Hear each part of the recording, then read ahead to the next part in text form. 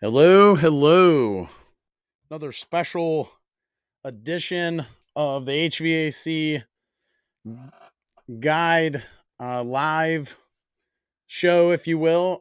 We do our live show on Tuesday nights where I usually have guests and all kinds of topics to bring to you guys. But we did this a couple weeks ago. We had kind of a vertical video, supposedly that's better for YouTube. And we talked about some cool things while I was on the road. And I said, well, we're going to do that again. It went pretty well. Numbers were really good. And I wanted to jump on here today because there's a pretty hot topic right now. We're getting closer and closer to the phase. I know we're supposed to say phase down of 410A, but we know it's eventually someday going to be completely phased out. So I usually say phase out. I get corrected when I say phase out. They'll say, no, it's phase down of 410. Well, they're already putting a date on when the equipment's going to be gone. And then they're also putting a date on when refrigerant will have to be recycled. All right. They've already put a date on that now. So the writing's on the wall as far as that goes. And I think the thing that's interesting about all of this is the industry itself is, moving that way, right? So you've got heating and air guys, contractors, and then, it's not just the contractors. We're talking about manufacturers and wholesalers and everybody in the entire industry having to learn these new A2L refrigerants. They're flammable. They're mildly flammable, but they're flammable. And we're moving into a new frontier, if you will, when it comes to refrigerants. I think that that's important to know, that this is all new to a lot of folks in our industry. In fact, I'm going to be teaching some classes coming up to other heating and air technicians regarding the new refrigerants. So, teaching them the tools. We're gonna talk about that here in just a moment. I'm going to show you guys, some of that, but the tools, the how flammable it actually is, why we're going in that direction. But it raises a whole nother concern here because in the last 10 years or so, we've seen the industry shift towards more DIY friendly products. I'm not here to argue whether or not that's a good thing. I think people feel very passionate one way or the other. And I have my opinions too, but no one can deny that we've seen products in the last 10 years come out that we didn't have before that, right? That were more DIY friendly. In fact, some of them have branded themselves as such, right? And so it opens this whole concern, all these questions now of, we've got these new refrigerants that are mildly flammable. What does that mean when it comes to, is this going to set those sorts of products back? Does it mean that, now they've got to become more creative? We're going to talk about that. I wanted to do a quick live show today talking about the ins and outs of that and the concerns, if you will. We've already got a question here. Hub Jeep says, what do DIY systems eliminate? Just tubing, flaring, and vacuuming down? I'm a DIYer and installed a couple regular systems. It's a great question. I think that, what does it eliminate? Well, I think the first thing it probably eliminates is, why do people hire pros to start with, right? It eliminates that person that has the experience, the schooling, the know-how to remedy that, right? Again, I'm not arguing whether or not DIY is a good or bad thing. That's neither here nor there when it comes to HVAC. As far as what we're going to talk about today, that's not what I'm going to be talking about. But I think the other thing that we're going to talk about in just a moment that you didn't mention here, Hub Jeep, is it also it doesn't take into account, these DIY products do not take into account when you have to add refrigerant, right? So a lot of the products we install, if the line sets are longer than a certain length, then you have to add refrigerant to that. And the DIY products do not allow for that. At least I don't think that they allow for that. I don't see, unless the homeowner, the DIYer, has gone and gotten their CFC certification and gone and bought a jug of refrigerant, they are actually not licensed, according to the EPA, to purchase and handle that refrigerant, and it's been a big thing. I get the argument. I actually planned to talk about this later in the show, but I'll go ahead and talk about it now. And that is, I'll get folks that comment, and of course they'll get upset and they'll say, well, Josh, you're only talking about this because, your DIY takes away from you. Well, first of all, it doesn't take away from me anymore. I don't own a heating and air business anymore. So it doesn't take away from me. I'm now in the training side of things. So it doesn't take away from me. But what it does do is it concerns folks as far as, you know, sorry, I'm reading a couple of my notes here. But it eliminates the I lost my train of thought, guys. Sorry, I was watching the numbers, and I can't. My dad used to say you can't walk and chew bubble gum at the same time. I'm sure I'll remember it in just a moment because I had it that it's something I wanted to talk about later in the show. But oh shoot. Anyway, you get the point. Sorry. People comment and they'll say to me, well, Josh, you don't want folks doing DIY because it takes away from you, but they also are not considering the fact that there are some safety issues. There are some, there's some longevity issues, right? So if somebody has installed a DIY product, who knows if it was installed correctly? And do you even want to buy a house that has those products installed? Right? That's part of the concern here. So anyway, I want to show you guys, and I hate the way the program does this because let me show you what I'm talking about. See how small it makes me, and then you can't hardly even see what's going on up here. But I wanted to show you guys a couple things as far as the why are we even talking about this? Why are the refrigerants even changing again? And the main reason is because of the GWP is the real concern here. And GWP stands for global warming potential. And if you look over the years, we have made changes in our country. So we started out with, some refrigerants that just worked really well. And then we started eliminating some of those over the years because of certain things they did to the environment, like the ozone layer. Depleting the ozone layer was a big concern for a long time. And I think that, again, I'm not trying to get, I'm trying to be careful about what I say because I don't want to come off as political one way or the other. I think just pointing out the fact that there are people that will say, oh, well, this is just politics one way or the other. The bottom line is the ozone had a hole in it, and they're saying that it has been healed since then. And it's not just because we got rid of these refrigerants. It's also because of we got rid of a lot of other things too, right? I mean, that's part of this too. They got rid of, sorry, my computer. They got rid of, the aerosol cans that, that people would spray their hairspray with. They changed it in some way and had certain things in it that would eat the ozone layer. So it's not just the refrigerants, but if you look here, and again, I hate that you can't see it better, but ultimately as time has gone on, we've gotten better. And honestly, I think that when 410A refrigerant came out, we kind of almost knew that this was coming. We knew that R32 was possibly a better, fit as far as the environment, but it was flammable. And so if you look up what 410A is, 410A refrigerant, the refrigerant that we've been using for the last, couple decades, it came out in, I think, the late 90s. And then, as recent as I think 2016 was the last year we could buy R22 dry charged equipment. So then from then on, it was just 410A. If you were going to buy a heat pump, it had to be 410A. And,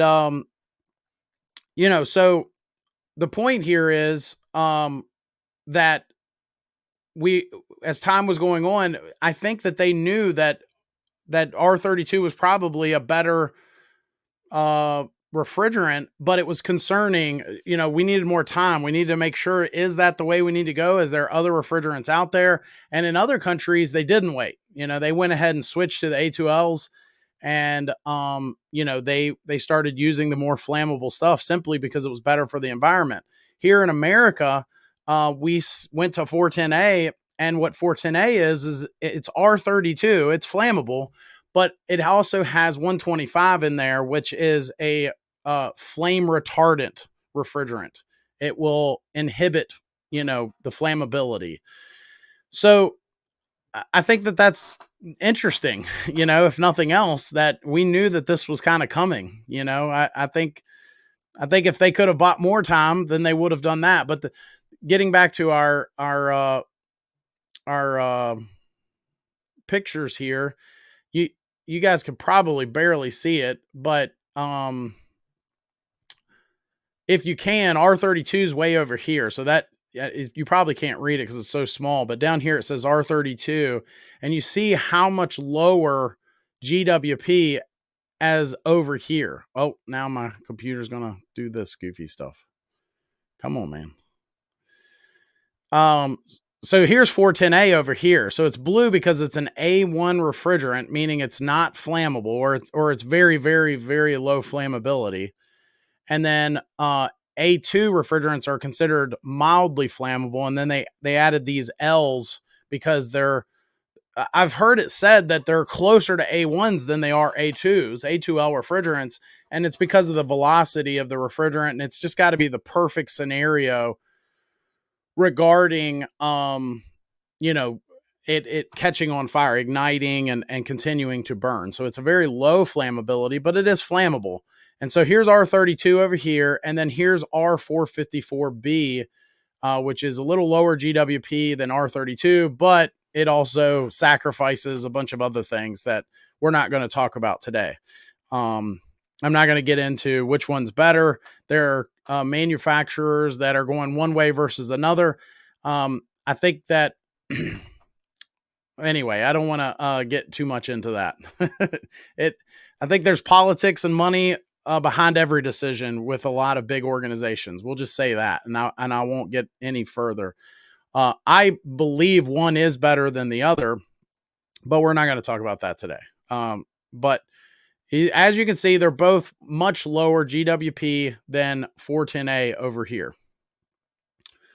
So getting back to DIY, I hear the argument. This is where I was going a moment ago when I lost my train of thought. I hear the argument, what you do, Josh, it's not that hard.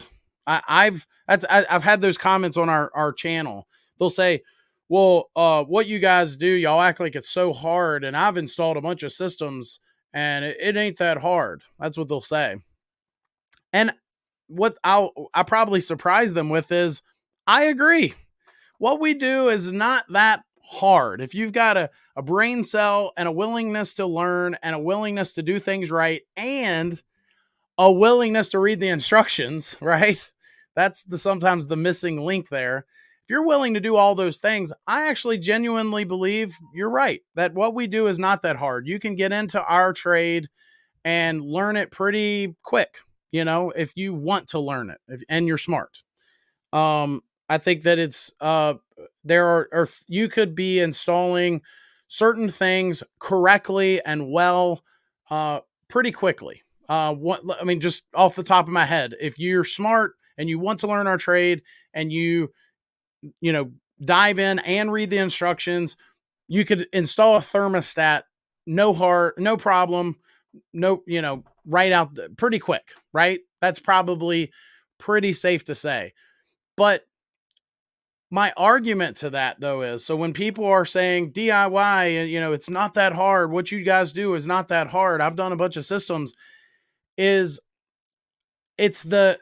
is this low barrier to entry. It's not that hard, but then there is a jump there. And I hope I know that I've already seen in the chat, there are a lot of heating and air guys on here with us there's a low barrier to entry to do certain things. It's not that hard to learn how to do certain things but then to go from there to knowing what somebody that's been doing this for decades knows, there's a large jump there, right?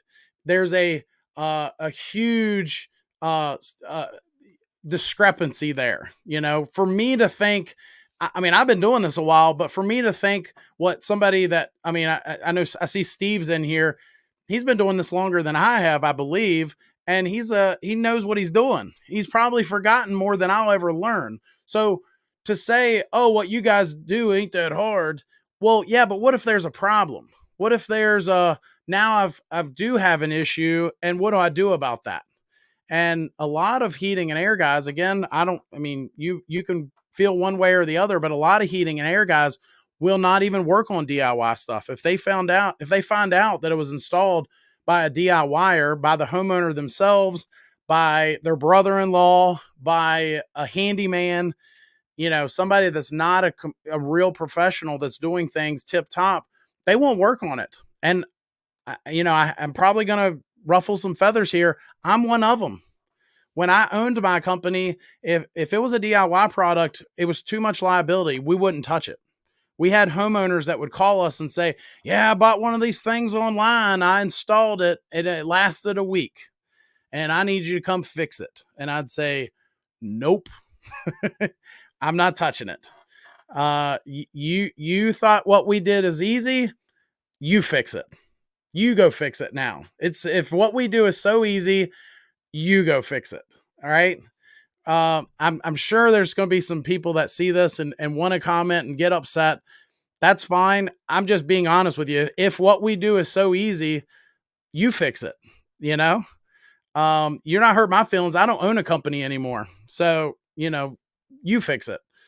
So many codes are changing around the world, not just the USA. Very true. That is actually very true. In fact, I always tell folks, you want to see where America's going to be 10, 20 years from now? Go watch, what they're doing in Europe. Go watch what they're doing in Japan. Not so much other parts of Asia, but look at what they're doing in Japan. It's going to be a telltale sign of what we're going to be doing very soon, right? We're always behind. We're not behind the third world countries, but we are behind in our industry when it comes to a lot of the European countries, to Japan, and even Australia. Those folks are usually they've been using A2L refrigerants for a long time. I've got some friends that live in some of those countries, and it's not a big deal to them anymore. They're like, "Oh, you guys still use 410A?" I remember one of the guys said that to me. I was like, "Yep, we still use 410A." Even new window codes are coming. We have seen the wild weather, and it doesn't matter if you believe in global warming or not. It doesn't matter if you believe it or not. These things are coming anyway, right? That's a great point. I heard one of the comments I got the other day is they said, are these changes, these new refrigerants, are they going to affect window ACs? And the answer to that is they already have. If you go buy a window AC now, chances are it might have R32 in it. Some of them have all kinds of things, Steve says it's if you Google it, it does say it's got isobutane, and I've heard some of the guys saying that it does not have that. So I don't know. I don't really care one way or the other. It's mildly flammable, so what does it matter? But R32 is a single blend, and R454B obviously has R32 in it, I believe, are what most manufacturers will be using. That is true. So right now in America, and I think in Canada too, everybody's going to be doing R32, R454B. Okay. SFL says DIY, not always a smart way to go as far as safety is concerned. Steve says come out on commercial industrial equipment. Yeah. That's a whole nother animal, right? Hey, we're hiring. If you can read the instructions. I'm still new to this. I just want to maintain my HVAC system. Denise, we talk about a lot of that stuff. I'm just getting on my high horse today. And not even my high horse. I did for a minute there, but I think it's a genuine question, right? So if we've seen the industry go towards these DIY products, right? We've seen certain companies kind of hang their hat on that, but now we're seeing all these mildly flammable refrigerants come out. I'm very interested to see what that means for our industry. Is the EPA finally going to step in on some of this stuff and say, you know, you can't just, put this in. You can't just buy it online and put this in, because that's a huge safety issue, not just for you, right? We're not just talking about the person that does it themselves. We're talking about people that now move out of that house and somebody could possibly buy that house, and the ramifications that come from that, the safety issues that come from that. I mean, here's a question for you. I mean, I'd love for somebody to comment on. My question would be, if you bought a house and saw that it had mildly flammable refrigerants in it, and it was a DIY product, are you interested in buying that house? Are you interested in buying that house without having it looked at by at least a pro before you buy the house? I mean, it's a concern, right? I mean, that is concerning. You're going to buy a house, it's got DIY products and flammable refrigerants. It could be a little bit of a red flag there, right? I think it's the same reason we don't buy or we make sure things are okay when we buy houses with furnaces, because that's an A3 now. We're not talking about a mildly flammable gas, propane or natural gas. It's very flammable, Let's see. Larry says a lot of HVAC contractors here will work on the homeowner installed systems. However, they clearly documented everywhere the system was installed by others. That's a good point. Kind of cover yourself a little bit. Still try to help somebody out, but still got to kind of cover yourself. That's Philly says you said it right when I thought of it. Yeah, I mean, I will say that. So there's been concerns. So let's get off the DIY stuff.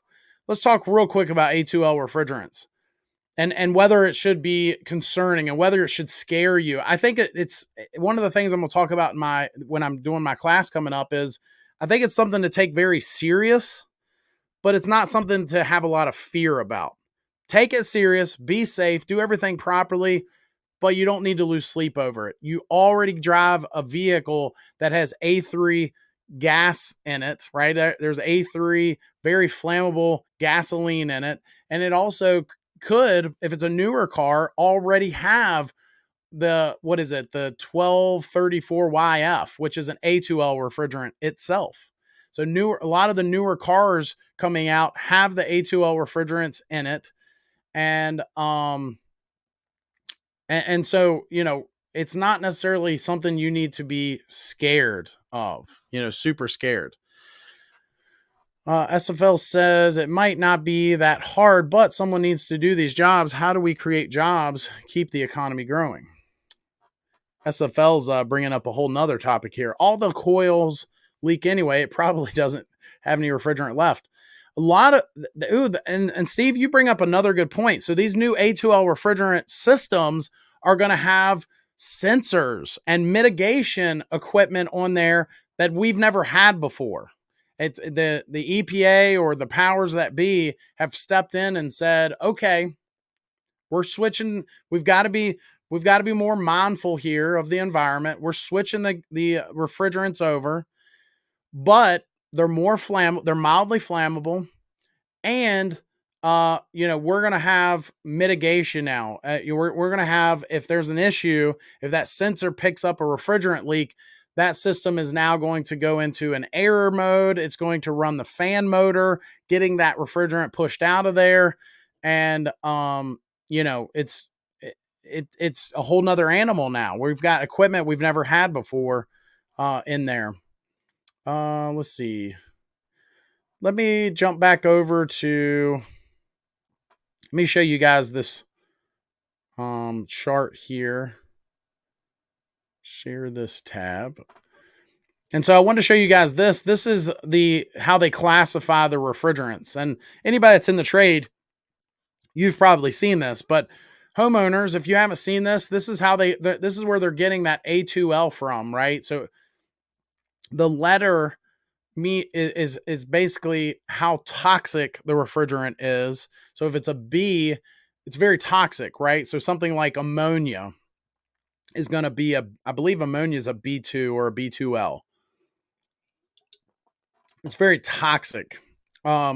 Years ago, when refrigerants first started coming out, they were using a lot of toxic type refrigerants, ammonia. They still use ammonia today in factories, but you've got to know what you're doing, right? It's not DIY to use that.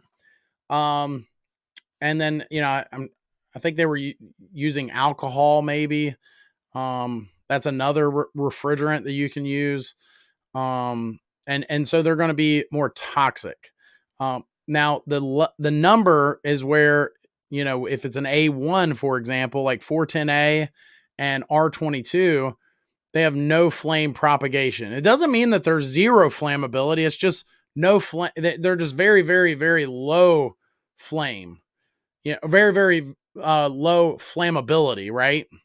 And then the A2Ls are going to be a little higher. A2s are flammable. A3s are high flammability. So using on a lot of the stuff is mildly. It's flammable, but it's mildly flammable.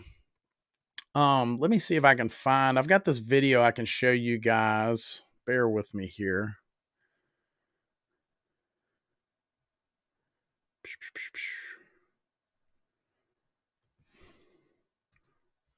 I'm going to show you guys an interesting video of a guy actually trying to set R32 on fire.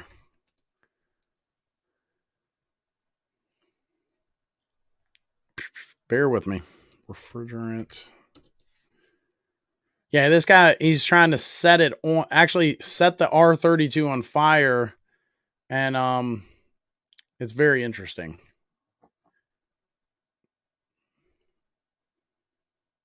Oh, there's a different guy. Some of these guys need to be careful because, especially if you're in the U.S., if the EPA comes across a video of you trying to set things on fire and release refrigerant into the atmosphere, that is not a good thing, right? Having trouble finding the.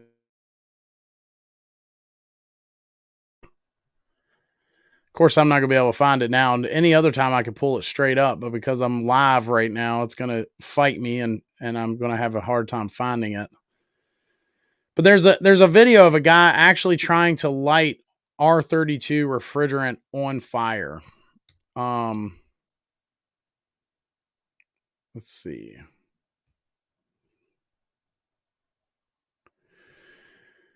And now I'm not going to be able to find it. Not sure where it is right now. But yeah, anyway, the point is, I'll just tell you what he does in the video. He tries to set it on fire with a candle.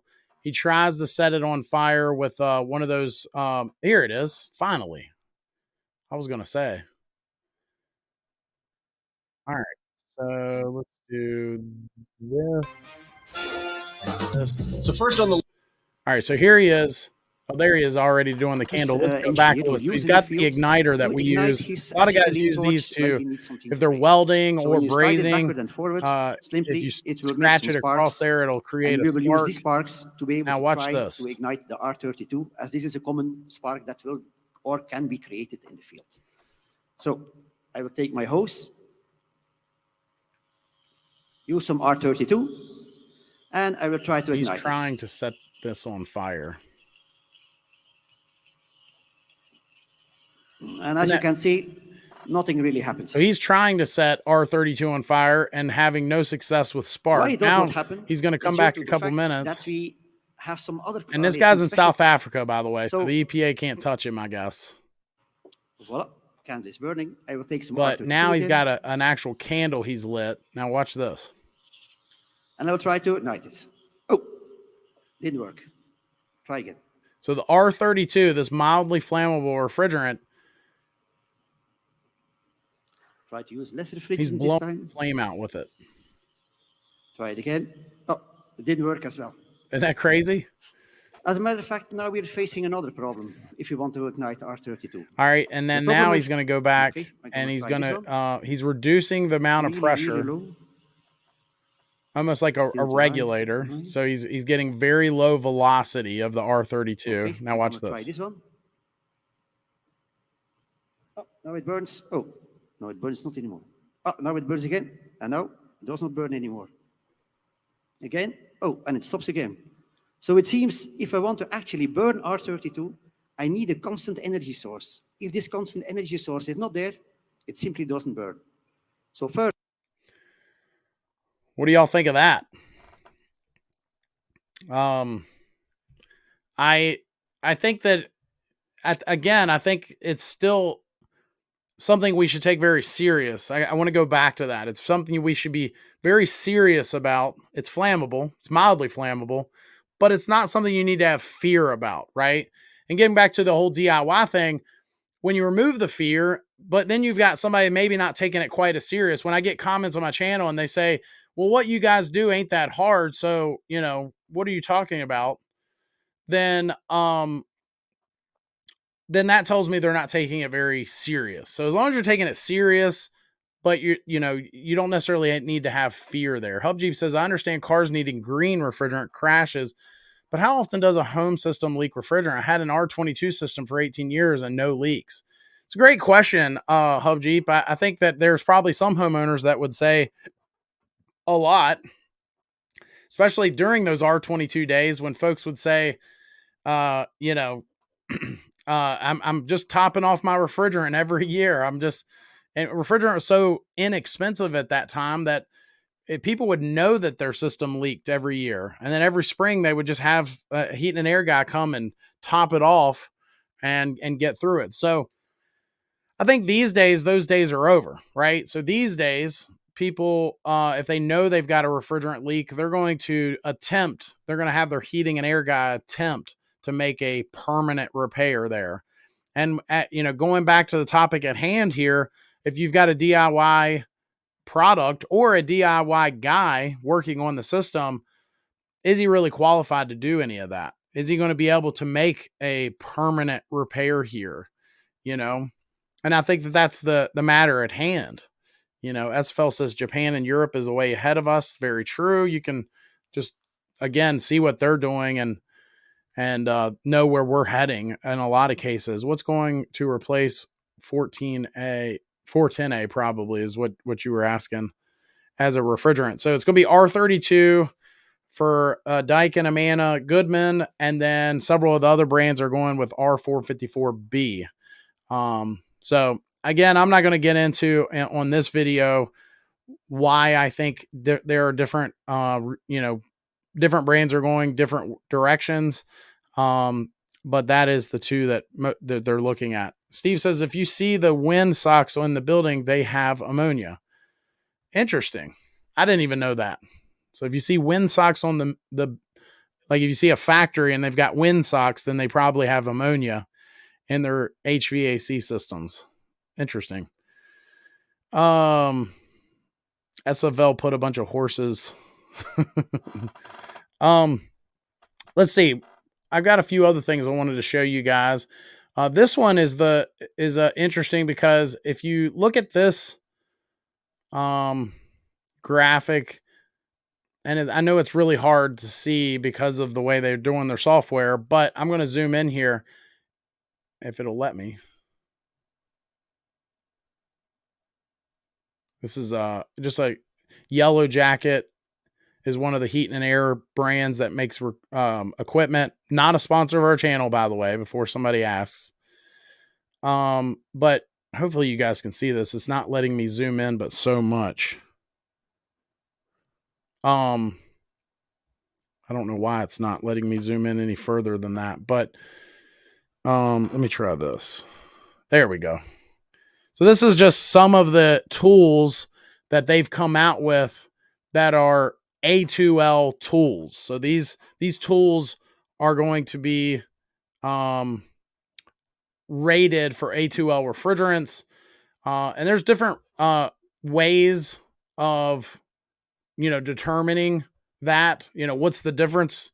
a lot of the vacuum pump recovery machines, they're going to have DC motors, spark inhibiting, components, and they're supposed to be rated for that mildly flammable refrigerant. Another one, if you look here, is the actual refrigerant leak detection. Again, all tools that a DIYer most likely would not have, right? A lot of these tools. So the refrigerant leak detection, a lot of these tools that we're looking at here probably would, could go either way. There's actually a chart that I don't have it right now, but there is a chart that goes through. Why is that thing not letting me go on down to the gauges? I wanted to show you guys. That's a little better.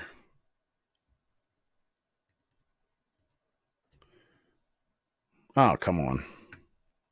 Anyway, you guys probably can't see it that well, but there's gauges down here, and they also the thing about the gauges is the is it unsafe to use older gauges with the new refrigerants? I'm not going to answer that because I've done videos and things are taken out of context that I've said. However, the main thing that just to point out is if they're not, they don't have the A2L on the gauge itself. So you got to use a PNT chart which is fine. We've done that with a lot of other refrigerants. A lot of the guys in here that do refrigeration, they do that all the time. It's just secondhand nature to them. I do think that you're probably going to see some guys using their A1 gauges and they don't understand how to use a PT chart, and they're probably not going to be doing things 100% correctly. But back to the matter at hand, that probably is true for DIYers as well. Is this thing going to let me zoom out? So now it lets me zoom in. Anyway, but a lot of the digital gauges, so you see the digital gauges over here, a lot of them, it's just going to be a matter of just downloading a firmware update. But that's just a list of some of the tools that, heating and air guys are going to have to invest in to work on these things properly, right? Here's field pieces stuff and NAVAC stuff, recovery machines, vacuum pumps, all this stuff is going to have to be you're going to have to buy all new. You're going to have to reinvest into equipment that you already had, making things even more expensive from an overhead standpoint for some of these guys. I don't think you're going to have to buy a new scale. But recovery machines, vacuum pumps, gauges, all that stuff now needs to be A2L rated, and DIYers just simply aren't going to have that, they're just not going to have everything that the heat and air guys do. So, let's see. Going back to our chat here. How often are condensers shipped with less refrigerant than is listed on the sticker outside? Well, that's not the point here, right? So but to answer your question, usually very few. The point is a lot of the condensers are shipped if they're charged with enough refrigerant for up to a certain length of line set. Some brands 15 feet, some brands 25 feet. So you look at your average house, if that system is, say, in the attic, you could be looking at 45-foot long line sets minimum. Some of a larger house, maybe even longer. And now you've got a system that, may be charged for up to 15 feet, and that becomes a problem, especially for a DIYer, right? And now you've got a DIYer that, they didn't even have the CFC license to buy 410A or R22. But now, we're moving towards these A2L refrigerants that are mildly flammable. They're not going to have what they need to be able to get that system up and rolling. Hello to, sorry if I don't say your name correctly, Avdo or Avdu from Bosnia. Very cool. I use Testos. No one sells Yellow Jacket stuff here. a lot of Yellow Jacket stuff, I believe, is, at least they tell us, a lot of it's made here in America. So maybe it's just stays here in America and they just, maybe that's why you guys don't see that. I just grabbed that because that was the first flyer that I saw. But that's interesting to know. It's always interesting to me when other parts of the world, they've got their own brands and ways of doing things. Some of the brands that we have big here in North America, they don't even sell in other countries, and vice versa. I've got a friend that works in Australia, and he's told me that there's a brand of mini split that he's installed, and I'd never even heard of it. But that's not uncommon, right? Recovery machines are compatible. A lot of the newer recovery machines sold already are A2L compatible. That's correct. So you just got to look it up and make sure. Any HVAC advice for a maintenance student? Don't. My advice would be learn more than what the school is teaching you, because a lot of times the school. I was just talking to a guy that works at a school the other day, and he was telling me that it's not just what the school wants to teach the students and what they think the students need to be successful in their trade. The other part of that is the local trade organizations sometimes will set the curriculum for the students. And that's a big problem, right? Because they need it. So like my local trade for my state here in the US, they will say, hey, you need to teach all the because we don't know if the kids are going to end up in industrial, commercial, or residential. So we need you to, we need teaching all of that, and so they can only do a bird's eye view of the entire industry. And they never really get down to some of the nitty gritty stuff that if the students learn that nitty gritty stuff, they would actually be better at their job. And, so my advice would be, go read some books, watch some YouTube videos. There's some really good trainers here on YouTube that will teach you some things that they don't even teach in the schools. I'm not one of them. There's people way smarter than me teaching this trade. Right. And that's not hard. We've got really good numbers today, guys. I'm gonna probably do this again. Maybe if I get a Saturday and I'm available and there's a hot topic like these new refrigerants coming out here in America, then I'm going to jump on here. Another, and I'm not even going to try to say your name, pal, because I'll just offend you.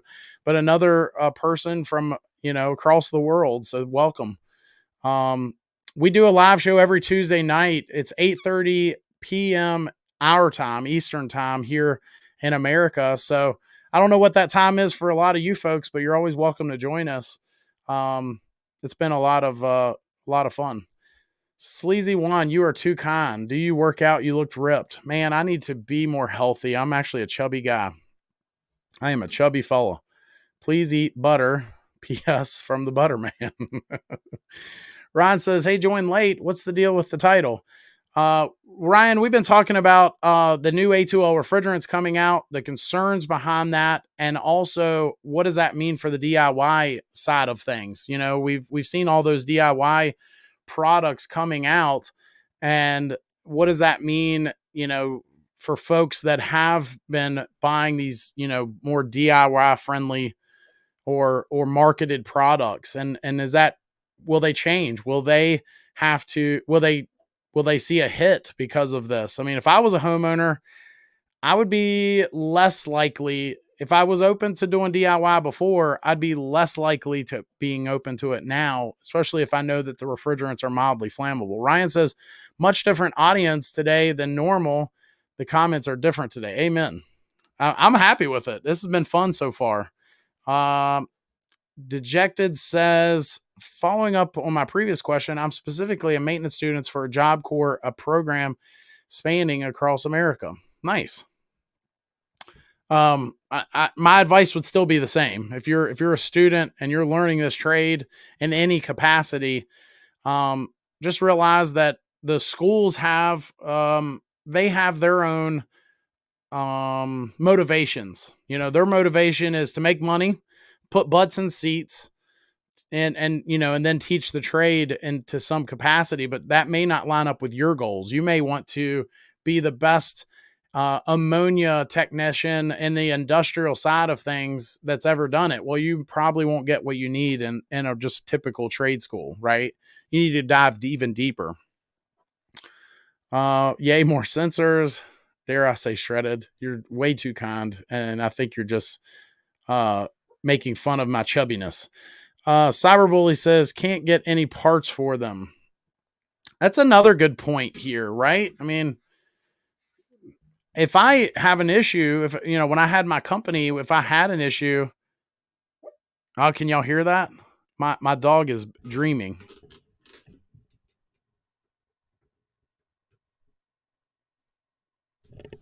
She stopped. My dog is in here. Oh, there she goes. She's sleeping, but she keeps yelping, like barking at another dog, I guess, or something in her sleep. I always think that's funny. You got something in your nose. Do I? I have lots of things in my nose, I guess. Ryan says, okay, they'll switch to the new stuff. People that DIY will continue to do that, and the companies that sell those DIY units will adjust to the regulations, I think. I mean, you're probably right. I mean, that's very true. But at what point, I do wonder, at what point, does the public say, I don't know if I want that in my home? At what point does the EPA say, hey, we're requiring all these pros to get all this training to be able to buy this stuff and install this stuff? At what point do they step in and say, if you're going to sell DIY products, then, this is what it needs to be. Sometimes it's cheaper to DIY if some systems fail to replace the whole unit than to hire a professional. I hire pros and will continue because I'm not handy at all. Are there any tips or tricks that can suggest for a furnace that roughly the 70s most commonly seen in trailers today? I know that it's pretty simple, but maybe some cool little tricks. Dejected, can you give me a little more context? Are you talking about an electric furnace or a gas furnace? And are you talking about in mobile homes? Because I do feel like there's a lot of heat and air guys on YouTube that do videos, but I do feel like I'm probably one of the only one that has touched on mobile home units more than a lot of the other guys. And I don't know why. I know I'm not the only guy in America that works on them. Gas and mobile homes. Yes. Yeah. So, the gas ones are not that much different than typical residential ones. They're just going to be, more, the motor is going to be more beefier to push. It's a high static application in a mobile home. It's the electric ones that can sometimes get a little crazy for folks because you can't just slap a regular air handler in there. It's not what they're made for. Can I have a shout out? I do all firewood related. Shout out to Glowing Firewood, New Jersey. You might start a trend. Maybe folks are going to be asking for shout outs now. Let's see. I'm okay with that. You give me a like and a subscribe and I'll shout you out. Right. There was something else I wanted to show you guys. We watched that video. Let me show you guys I might show you a little behind the scenes here. A little, I always say how the hot dogs are made. I'm going to show you how the hot dogs are made. So I've got the class that I'm going to be teaching here soon. And I want to show you guys, first of all, have any of you ever watched The Water Boy? It's a movie with Adam Sandler. It's like one of my favorite comedy movies. Let me show you. This is just a clip in my class coming up, where I talk about why are we here, and we talk about the EPA and the rules. And then my next slide, why are we here? It's because Mama says 410A is the devil. That you guys can't even see it, can you? Hold on. It didn't show up like it was supposed to. There we go. So there's the slide for EPA, and then there's the slide. If you ever see the movie Water Boy, when she says foosball is the devil, I changed it to 410A is the devil. Let's see if I can find another one. But yeah, so I'm just curious. Those of you that are on here, do you have any concerns with the new refrigerants coming from either a pro or a homeowner standpoint being mildly flammable in your home? Do you have any concerns about that? And do you have any concerns with if you're going to buy a house, you know, and it has a DIY product in there that with mildly flammable refrigerant, does it make you do a double take? Are you maybe going to ask a few more questions now than you would have before? Before maybe you said, well, it's blowing cold. So, you know, that's good enough for me. Let's see. Got a video here. So this is another clip. This is another one of the it's just a joke, by the way. This is a joke before somebody gets upset. But this is another clip that I'm going to be showing in my classes coming up. So here's a guy working on a mini split.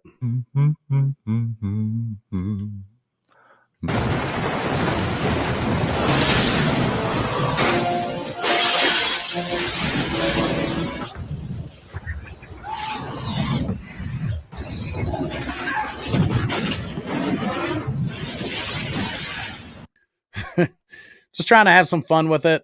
I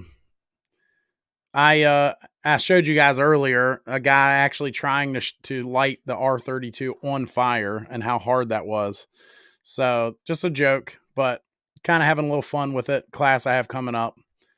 I'm interested in seeing how much more efficient the units are. My numbers jump whenever I put fire on the screen, so I'm going to leave that fire up there for a second.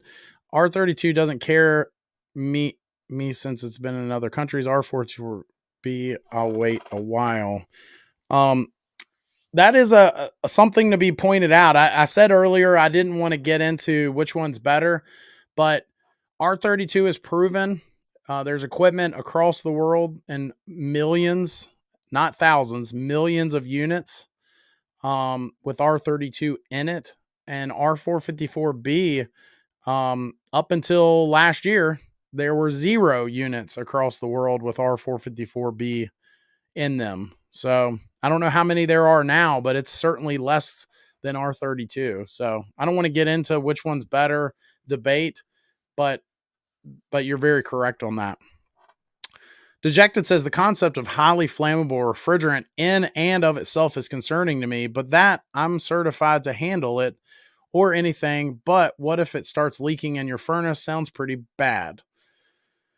Yeah, I mean, I think that I'll also point out, I saw a video the other day, and I'm not even going to try to look for that because I've been having a hard time on the live show finding things. But I watched a video the other day where they were showing clips of these refrigerators that were blowing up, and they had R600A in them, which is an A3 refrigerant. It's highly flammable.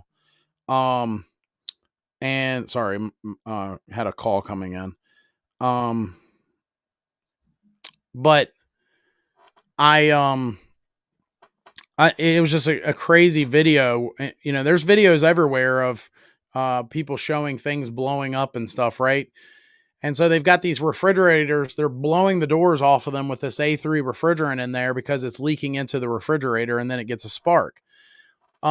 So what they did was they intentionally put R32 into the refrigerator, intentionally made it leak, and then intentionally caused a spark. They had this little mechanism in there causing a spark. No combustion, no explosion. It would kind of smoke and kind of light on fire for a second or two, and then it would go out. And that honestly made me feel a lot better because I kept seeing all these videos of people trying to light the refrigerant itself on fire. But I was like, yeah, but what if it leaks out and you've got all these pounds of refrigerant in the home and then it catches on fire? What then? And that honestly set me at ease that they had done that a little bit. So I think that it's still something that I don't necessarily know that I would want a DIYer doing. But DIY or not, is it something you should be super fearful about? I don't necessarily think you should be fearful. I just think you should take it serious enough to maybe consider not going DIY, you know? Cyberbully says new regulations are limiting the amount of refrigerant per square foot in a house.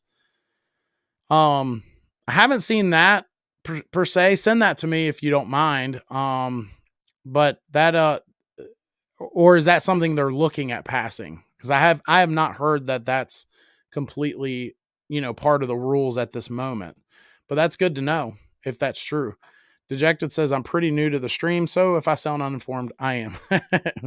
No, man, I appreciate you checking us out. I'm glad you're here, and a lot of the folks like Ryan here. So here's Ryan. They join us every Tuesday night, or at least most Tuesday nights, and so we've got a few regulars on there that like to try to stump me, which isn't hard to do. They like to stump me and then make fun of me. But yeah, join us. And again, I'm going to do this again. If this seems to be pretty good numbers. The vertical seems to show up well. And, if that means I find a few more folks that become a part of what we're doing, the whole goal here is talking about things that no one else is talking about, showing things that no one else is showing. And that I think sometimes we might fall short on that, but that's part of what we're trying to do here. So if that sounds good to you, hit that subscribe button and join us, especially on Tuesday nights when we hang out live, and maybe now on Saturdays, maybe we'll do this again. Dante says, oh, sorry, Ryan, I put you up there and I didn't even answer your question. If buying a home that has DIY equipment, I would definitely rip it out and get something professionally installed. If you're spending that kind of money, I actually don't blame you. I think that a lot of homeowners would feel that way if they knew what they were looking at. That's the other thing. A lot of homeowners, when they buy a house, a lot of realtors will put on their new heat pump system. Yeah, but they're not all created equal. So what do you mean new heat pump? What is it, a good brand? Was it installed professionally? Is it, going to be a good long-term problemless, solution for me? Is it DIY? Was it installed by a handyman or the homeowner themselves? That's something I would want to know if I was the new buyer. Dante says, as an installer, not too worried about it. By the time I open up all the lines, I'll be done. You're just being honest now. Lucas says, any tips for a teen looking to get an HVAC as a career? Thanks. Man, Lucas, I could probably keep you on here all day by giving you all kinds of tips. I'll offer you this. Send me an email and I'd be happy to have a conversation with you. So I don't know how old you are or how far you are away from starting that career, but I'd be happy to have a conversation with you. Dante says, well, in Massachusetts, they are paying people to go into the trade. So check in your area. Yep. That is depending on what state you're in, we're seeing free schooling being something that hasn't been offered in a long time. And then also, there are programs out there that may even pay you, especially if you're keeping good grades and such. Mitsubishi has been using R454B for years over season with sorry, I'm having a hard time. Units sold to date. Derek, do you got any documentation that proves that? Because I'd be curious to see that. Everything I have seen says that Mitsubishi has been using R32 overseas, among other brands. So I would love if you have some documentation that shows that. I would love to see that. I'm not saying you're incorrect. I would just love to see that. So hopefully you guys can still see me. It says that my internet is acting up. So hopefully you guys can still see me here. The state paid for my school and my internship. Now I'm working full-time as an installer. That's awesome, man. That is awesome. Dejected says, to anybody willing to enter the construction field in general, I highly suggest going to the Job Corps program. I know I'm advertising, but it's completely free, and I feel like more people should know. Yeah, that's I have no problems with you advertising great great programs like that. Ryan says, I told Taddy that you were looking for people in HVAC to have on the channel, and he agreed. Just reach out. I like Taddy's stuff, by the way. Don't tell him I said that, but I like Taddy's stuff. He's got a really good channel. He's doing all kinds of different things, and he's got I like a lot of his stuff. So I'm a very opinionated guy. I don't get so as opinionated on here, but there are YouTube channels that annoy me, and Taddy's isn't one of them. I think he's got some really good content. The numbers shot up when I showed you guys that video. So let me see if I can make that video play again. Hold on one second. Did y'all like that video, by the way? It's just kind of a joke. I was trying to show people how flammable and kind of goofy, but trying to keep things light in our class. I'm gonna show it again. It's just a goofy video showing a guy working on a flammable mini split. Just a joke.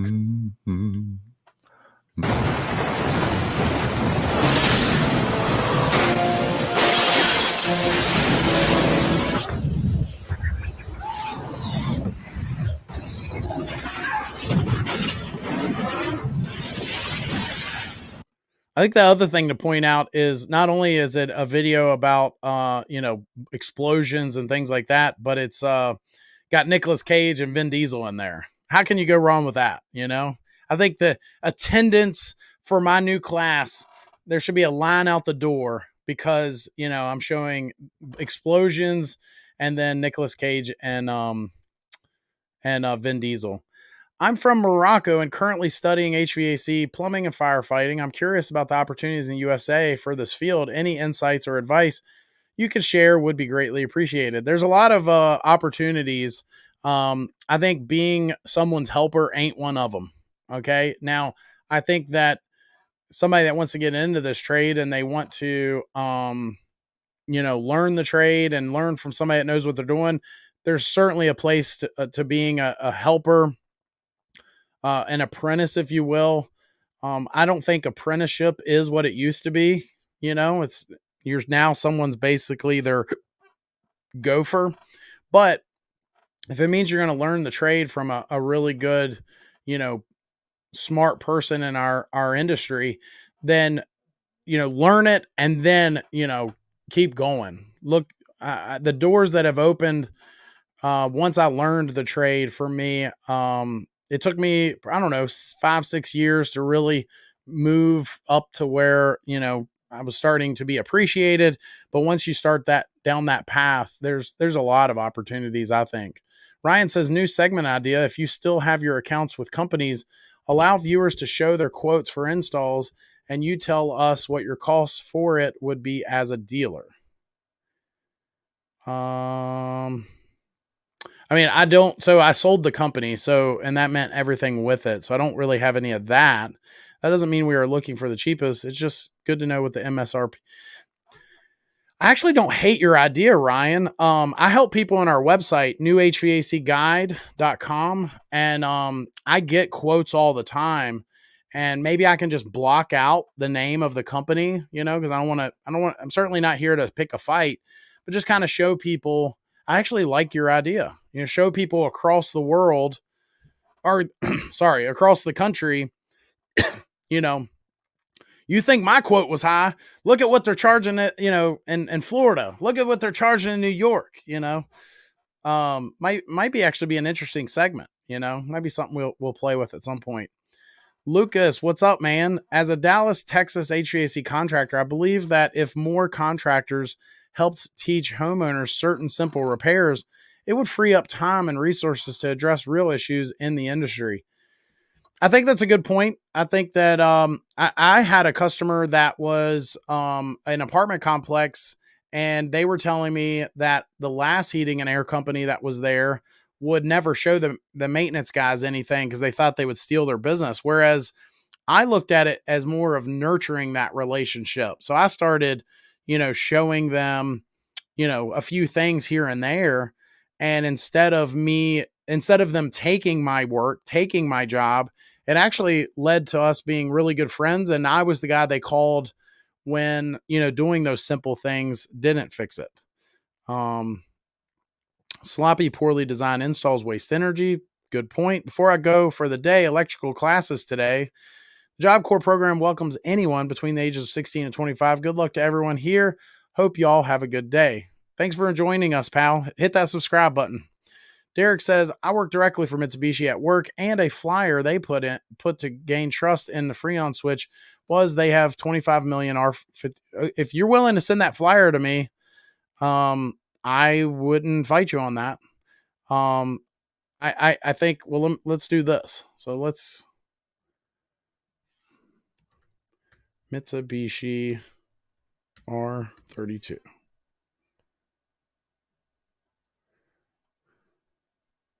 Trying to see.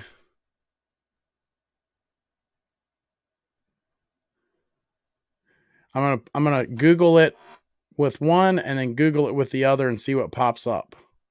So like here is, I'm not seeing much. I'll give you that. So here's just a picture of a unit with R32 in it that is on there. It says Mitsubishi Electric. So this is on their website. Probably matters what country you're in, right? So some countries, they're probably doing one versus another. Here's another system with R32 in it, Mitsubishi. And I think that's interesting to note that R32, a lot of the brands that are going to be using 454B here because it has a lower GWP, and I think they can market it better.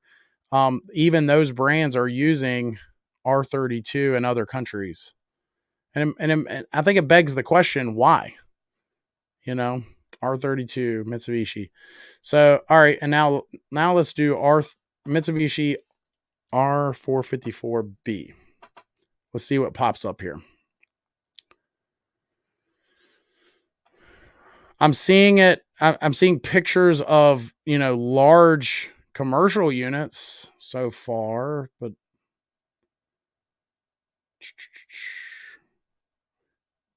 there's an interesting image of, I like this timeline. This image looks really nice. I like that. I don't know what they were showing that for. One of the things I do want to just kind of throw out there, since we're talking about it, and maybe we'll do another live show and we'll talk more about the ins and outs of the A2L refrigerants and flammability and all that.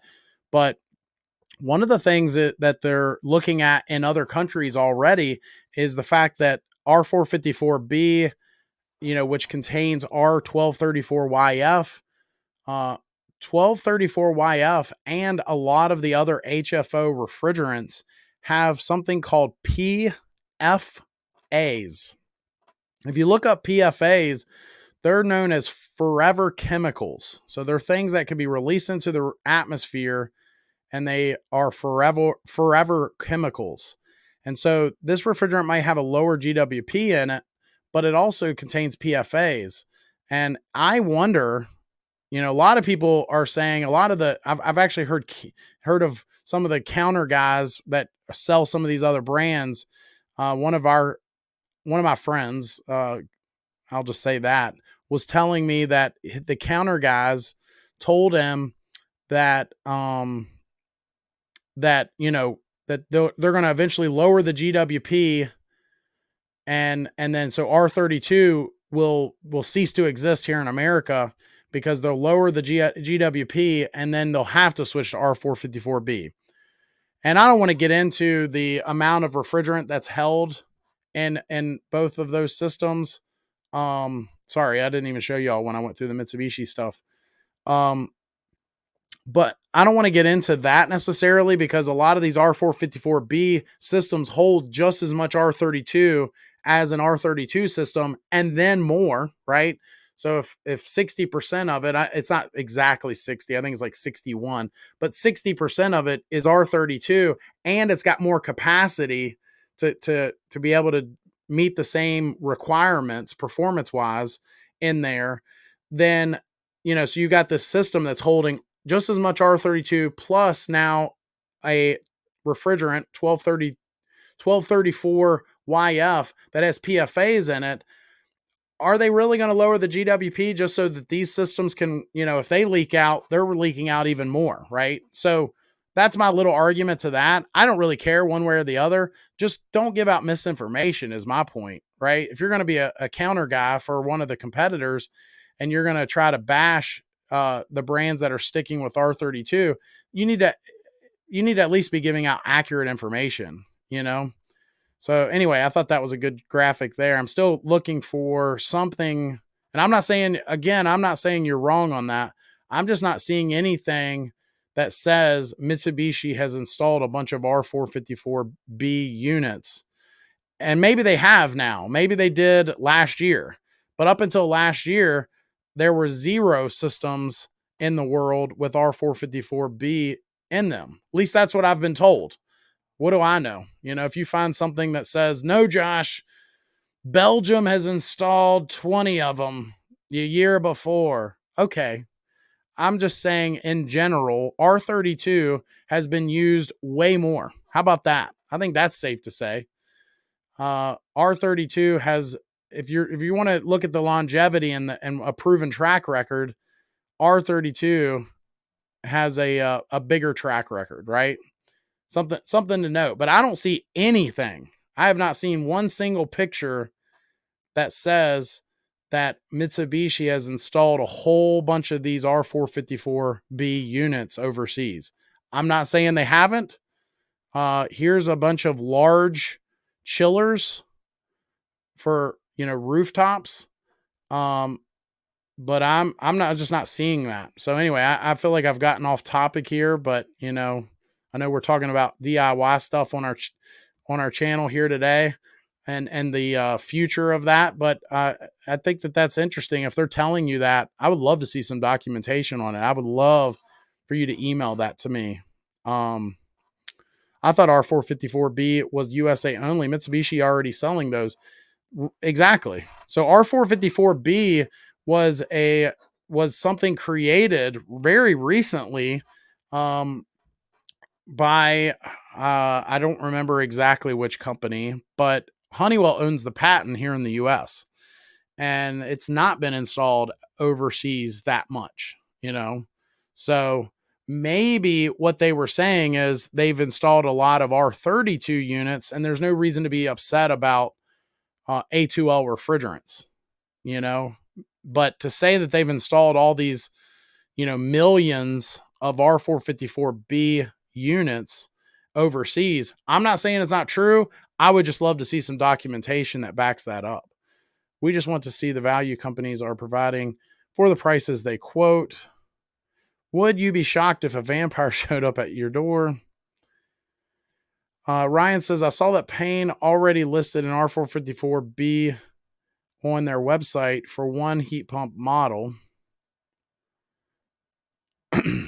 Derek says, I'm against the switch personally. I'm just relaying what the companies are putting out. R32 will have to be changed in 2028. That's also when they plan to take minimum efficiency 92% for furnaces.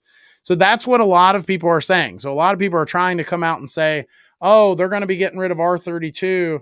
The point here is, unless it's politically motivated, and it most likely is, that if they do away with R32, so again, if we're comparing two systems, one's got R32 and then one's got R454B, if R454B has to have a larger capacity to meet the same, so in other words, if a 2-ton system has 6 pounds of R32 in it, and then to meet that same 2 tons, the other brand has to put 8 pounds of 454B in it, okay? they both have similar to the same amount of R32. Does that make sense? Because if R454B is 60% R32, but it's got to add more refrigerant in there to meet the same capacity, then they both have a bunch of R32 in them. Okay. Does that make sense? And then on top of that, R454B also has 1234YF in it that has PFAs in it. You know, I've gotten on a totally different topic now. We were talking about DIYs, but if both of those leak out, they've both leaked out R32 into the atmosphere, which is holds depending on what chart you look at. Let's just say the GWP 675. Some charts say higher, some say lower, but let's just say 675. Even though the GWP of that R454B is a lower GWP, it has just as much R32 in it as the other, plus the 1234YF refrigerant in there that has PFAs in it, which are horrible. They're forever chemicals. And if you look them up, look at this. Let me see if I can show you guys this over here.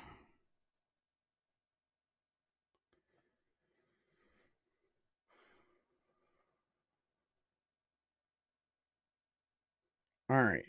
This is just Google. This is not Josh making up stuff, okay? PFAS stands for per and polyfluoroalkyl. I'm not saying that right. Polyfluoroalkyl substances, which are also known as, quote, forever chemicals, unquote. PFAS are a class of man-made chemicals that are used in many consumer products and manufacturing processes. They are found in water, air, fish, and soil, and are toxic to both humans and wildlife.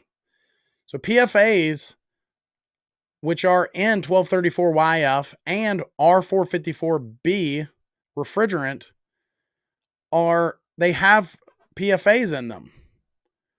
And R32 does not.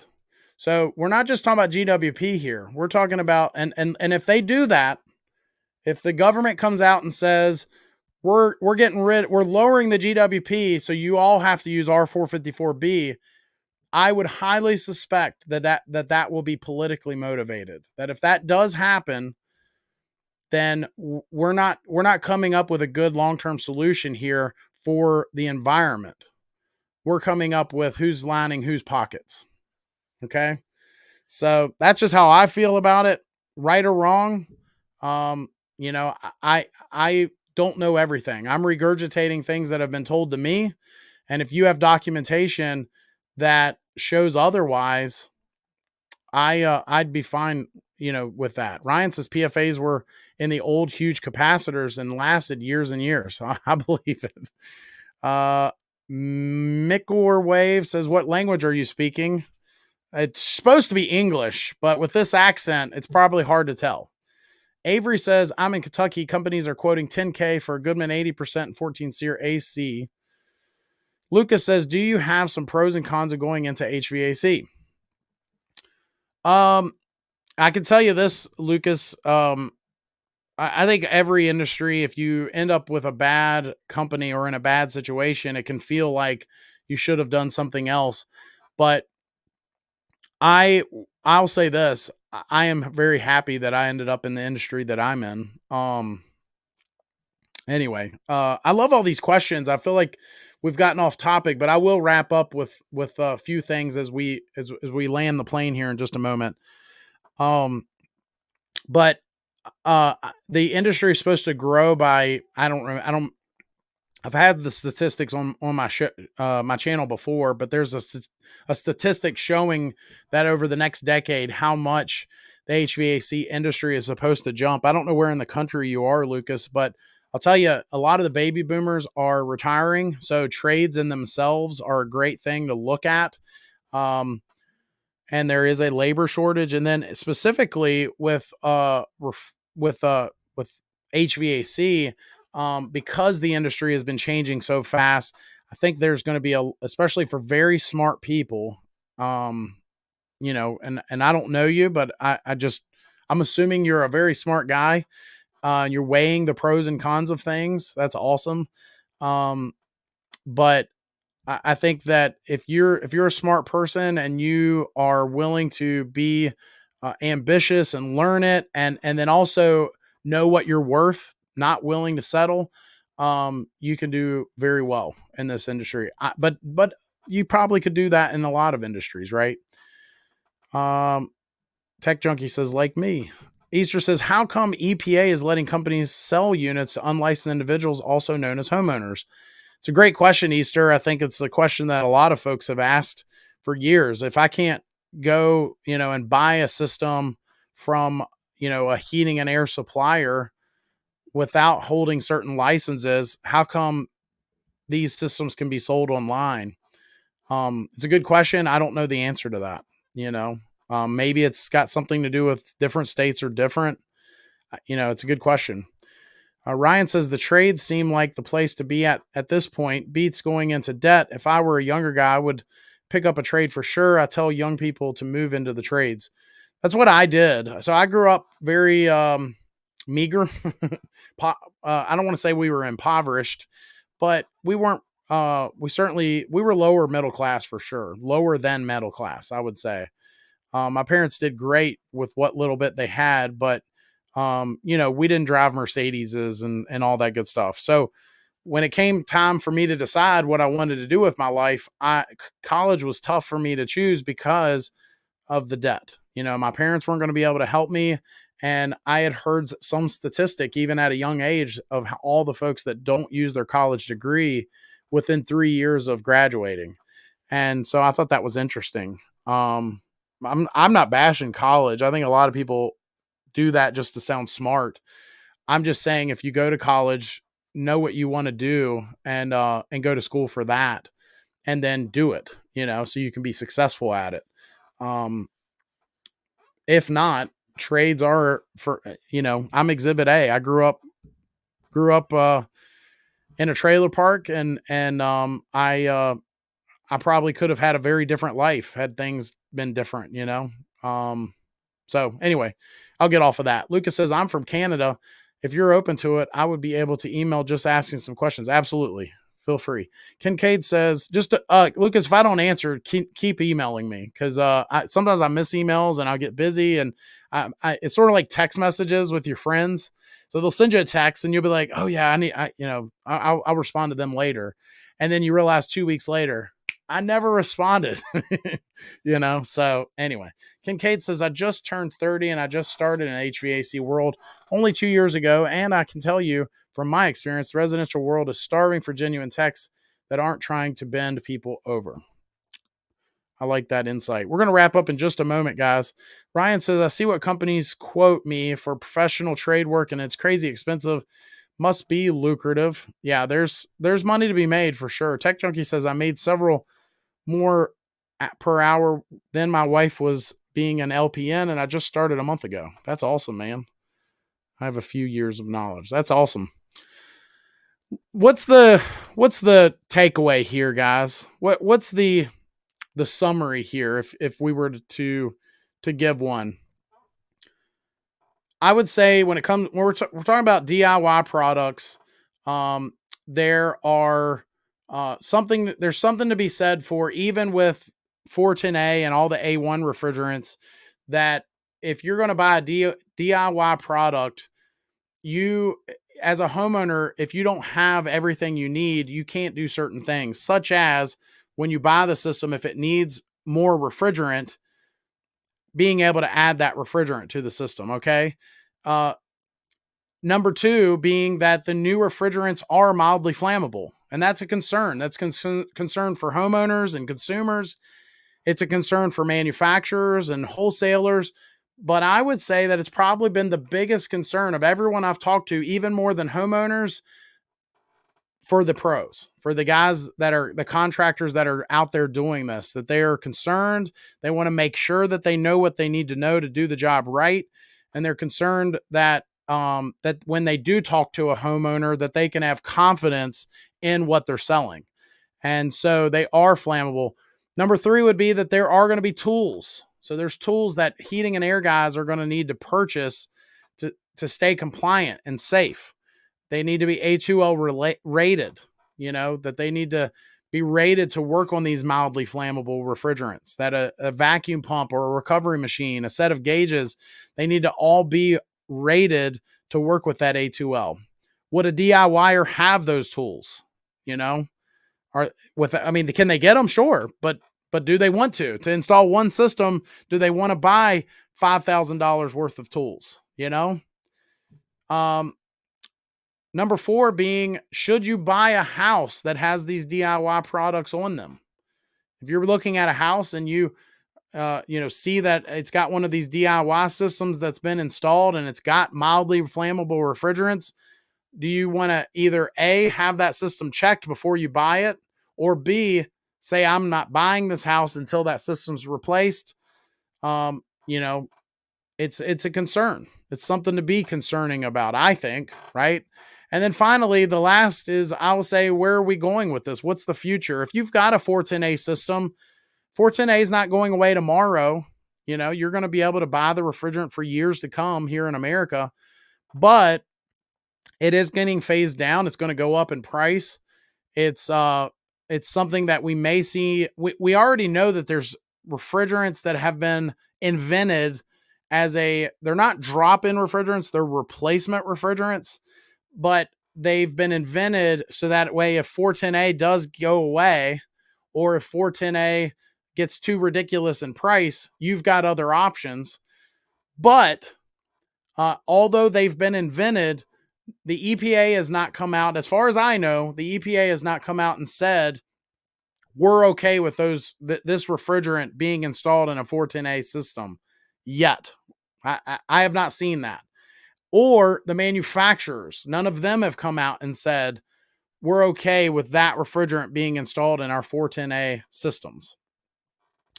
So is that something we'll see in the future where guys can buy a jug of, I forget I think it's, what is it, 430 or 424? I don't remember. There is a 404.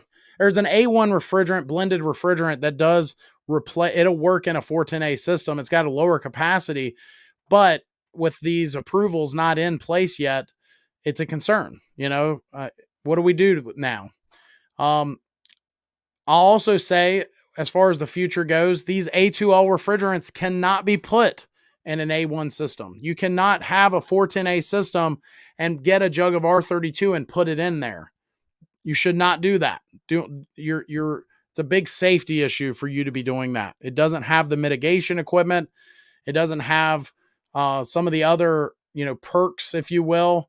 And then, it's not something that should be done anyway if it's not approved as a replacement refrigerant. And then finally, I think the last thing I'll say on this whole matter, as far as DIY and just the industry for consumers as a whole, is we are seeing homeowners for the first time in a while wait. We had a down year last year, and I think if I was predicting, I would bet we're going to have another down year this year, and that's because of all these changes. We had SEER 2 come out last year here in America. Now we've got these new refrigerants coming out here in America, and people are going to wait before they purchase that next system because they want to see what's going on. What's the future hold here? And I think you're going to see a lot of that. I think you're going to see another down year. You're going to see people band-aiding that system and getting it along when maybe before they put that kind of money into a system that's that old, they may have went ahead and made the jump in the past. They may not make the jump now. They may want to wait a little bit and see how this goes. So thank you guys. If you've never joined us before, I'm going to do more of this, but again, we're going to do more live stuff on maybe Saturdays if that becomes the day, and it just works out. But when we get hot topics like this, big changes to our industry and things that affect you directly, something that we're going to maybe do more vertical, because our Tuesday night shows are horizontal, right? But more vertical shows where we dive into this even deeper. And I appreciate all of your support. Please hit that subscribe button if you haven't. We're about to hit 100,000 subscribers. I get goosebumps even thinking about it. I started doing this as a hobby, and I appreciate you guys more than you know so much. I don't want this to get all fuzzy or warm fuzzies here, but I do really do appreciate all the support you guys have given me and Haley, who's you guys never get to see Haley, but she's behind the scenes helping me get these videos done. And you actually see her if you watch the Daikin video where I tour the factory. She's in a few of the clips. Me and Haley both appreciate your support. Hit that subscribe button, hit that like button, share this, and we're going to be doing all kinds of cool things coming up in the future. So let me know, I appreciate it. Tuesday night, we'll be back live, 8:30 p.m. Eastern Standard Time.